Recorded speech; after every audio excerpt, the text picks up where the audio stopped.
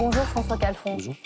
On va parler de la loi Duplon, mais juste avant, on l'a appris hier, Rachida Dati est renvoyée en correctionnel pour des faits de corruption et de trafic d'influence. Elle va faire appel.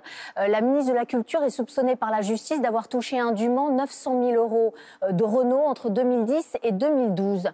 Hier, Emmanuel Macron a estimé qu'un renvoi n'est pas une condamnation. Elle peut donc rester au gouvernement. Pour vous aussi, elle peut rester au gouvernement ? Vous savez déjà, revenons sur les faits. Elle était députée européenne, elle a touché de l'argent.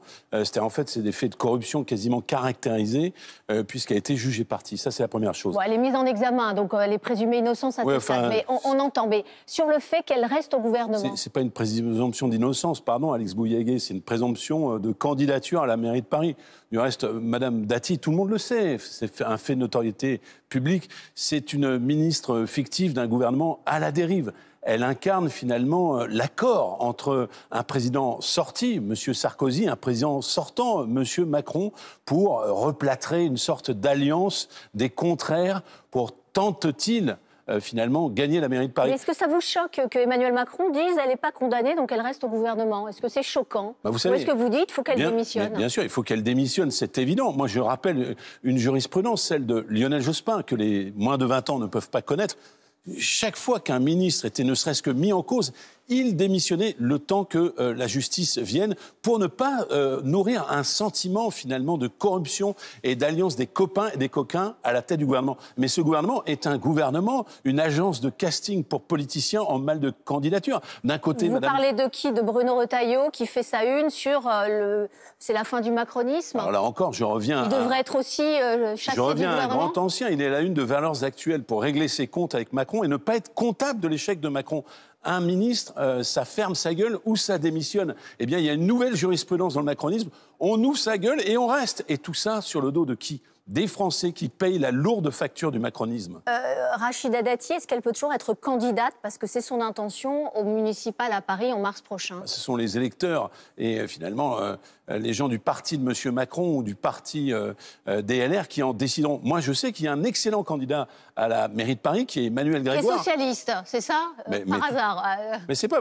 vous savez, c'est quelqu'un qui a été désigné au terme d'une confrontation démocratique. Ça, c'est pas du tout dans l'ADN des LR ou des macronistes. Et qui a été le premier adjoint. Je pense que c'est lui qui incarne l'avenir pour la mairie de Paris. Alors que Mme Dati s'essaye finalement, maintenue par M. Macron et M. Sarkozy, de bien tristes parrains, n'est-ce pas, de sa candidature, s'essaye à être maire de Paris, mais les Parisiens, je suis sûr, la sanctionneront. La pétition contre la loi Duplon s'approche des 2 millions de signatures. Je rappelle que c'est une mobilisation citoyenne contre un texte qui ouvre la porte à l'utilisation d'un pesticide décrié dans l'agriculture. Les socialistes se sont opposés à ce texte, mais vous dites quoi aux agriculteurs qui finalement se désespèrent ? Je dis que c'est un pesticide, c'est un néonicotinoïde, j'ai réussi à prononcer le terme, sur lequel l'ANSES dit qu'il y a des alternatives. Moi, je soutiens les agriculteurs quand ils disent pas de suppression d'intrants sans alternative. C'est effectivement difficile pour eux. Mais il existe des alternatives. Je dis aussi une autre chose pour toute la société française. Et je pense que c'est pour ça que cette pétition a eu un succès considérable. Il y a une explosion du nombre de cancers. Il y a, par exemple, une épidémie de cancer du pancréas. Les études viennent de nous dire que c'est en cause, en France, 2 fois plus de cancer du pancréas qu'en Allemagne, parce qu'il y a l'utilisation, la surutilisation d'intrants chimiques dans l'agriculture. Je dis, il faut protéger les agriculteurs et la population générale. Mais vous voyez aussi que ce pesticide est autorisé dans 26 pays européens sur 27. En clair, il n'y a que la France qui l'a interdit. En 2018, elle l'a interdit par principe de précaution. Mais en attendant, les agriculteurs ils subissent une concurrence déloyale et ça n'empêche pas du tout les produits européens traités avec ce pesticide d'envahir nos rayons. Mais il faut parfois être l'aiguillon, d'une certaine manière, de la santé. Il y a un principe de précaution qui s'applique. Je vous ai dit, il y a des épidémies de cancer. Un Français sur 2 est touché et il faudrait ne rien faire, laisser finalement des populations en danger, celles qui vivent à proximité des zones agricoles. Je le répète, ce n'est pas simplement un principe qui pourrait être un principe dogmatique contre les agriculteurs. Bien au contraire, je les protège. Je m'oppose au traité Union européenne-Mercosur. Mais en l'espèce, je le dis avec force ce matin, il existe selon l'ANSES des alternatives à ce néonicotinoïde. Vous demandez, vous aussi, un nouveau débat à l'Assemblée nationale.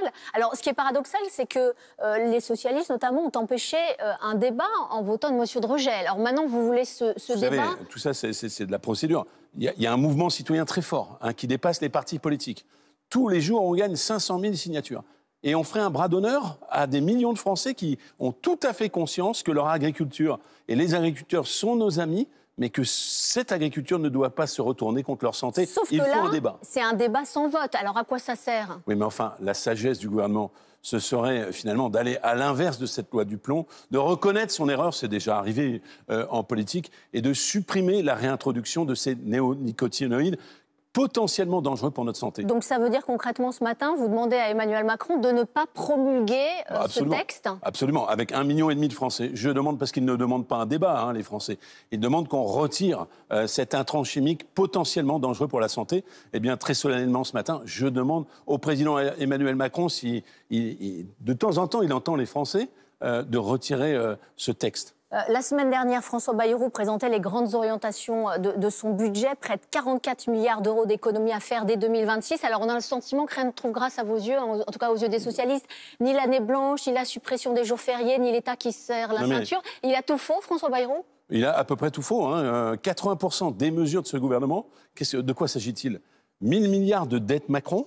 Et ce sont les plus faibles qui payent tous les matins. C'est la litanie des saints.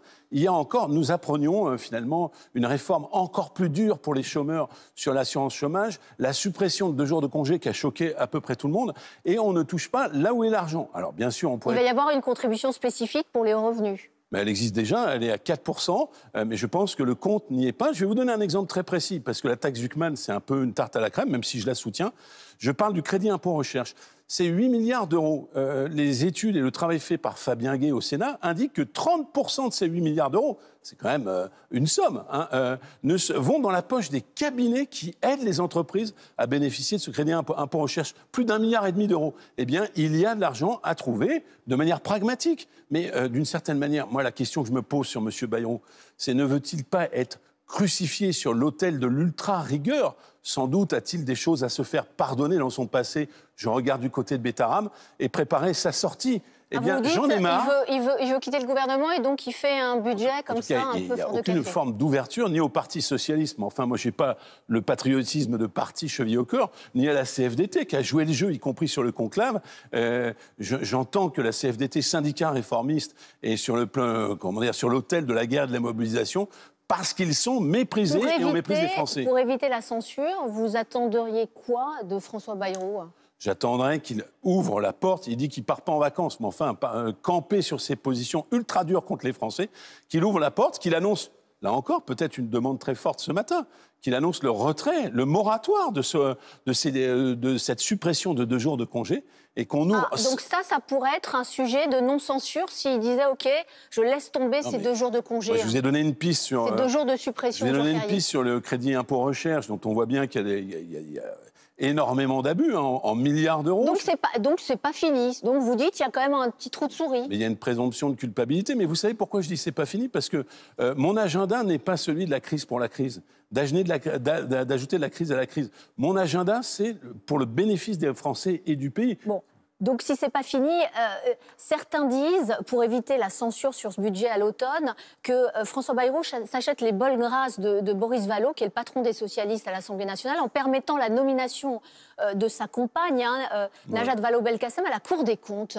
Est-ce que c'est du copinage? Parce que je rappelle que le patron de la Cour des comptes, c'est Pierre Moscovici, qui est socialiste. Enfin, vous savez, tout ça, c'est des constructions d'on-dit, de bruit de couloir. Moi, je constate simplement qu'il y a la possibilité de nommer au tour extérieur un certain nombre de personnes, de personnalités à la Cour des comptes. Elle a été ministre d'un ministère extrêmement important. Moi, je voudrais pas qu'il y ait une forme... Donc, il ne s'est pas acheté les bonnes grâces de Boris Vallaud, elle est légitime. Je ne crois pas une seconde. Je vais même vous dire une chose. Je pense que M. Vallaud et l'ensemble du Parti socialiste, si les choses restent en l'état, n'aura pas la main qui tremble pour censurer. Et je vais même aller encore plus loin. Pourquoi nous sommes dans cette situation? Parce que la gauche était majoritaire à l'Assemblée nationale et qu'elle a refusé. Et je vais même vous dire, puisque vous me parlez de M. Vallaud, que ce soit M. Cazeneuve ou M. Vallaud, il ferait un excellent Premier ministre, bien meilleur que M. Bayrou. Eh bien, merci. Merci. Bonne journée, François Calfon. Merci, Alix Boyagué. Merci, François Calfon, d'avoir été